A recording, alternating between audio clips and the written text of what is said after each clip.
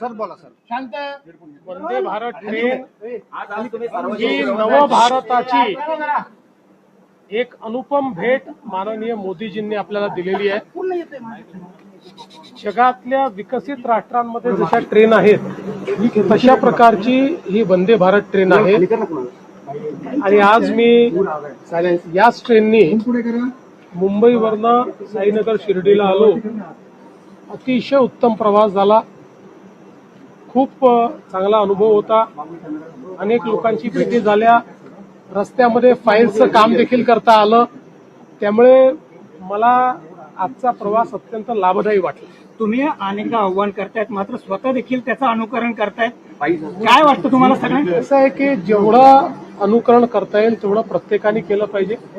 माझाही हा प्रयत्न आहे की जिथे जिथे शक्य आहे त्या त्या ठिकाणी आपण माननीय प्रधानमंत्री मोदयांनी जे काही आव्हान केलं आहे त्या आव्हानानुरूप आपण काम करावं. कारण आपण केलं तर लोकांना देखील करण्याची एक इच्छा तयार होते.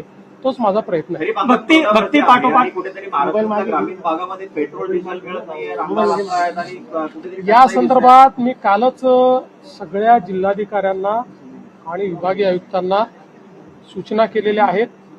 त्या त्या ठिकाणी शेतकऱ्यांना जो काही डिझेल लागेल ते उपलब्ध करून द्या.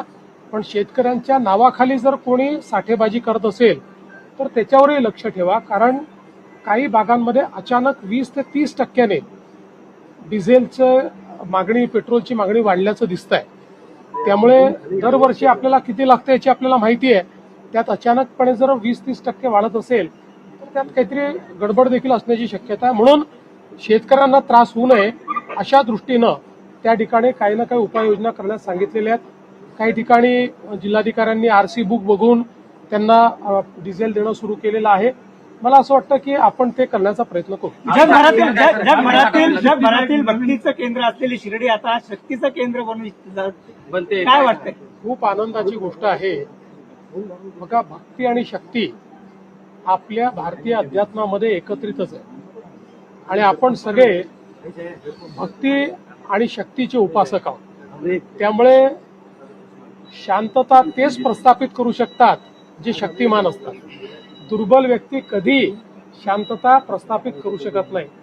त्यामुळे आपण जर शक्तिमान असलो तर आपण जगाला साईंचा श्रद्धा आणि सबुरीचा संदेश शिकवू शकतो. अवघ्या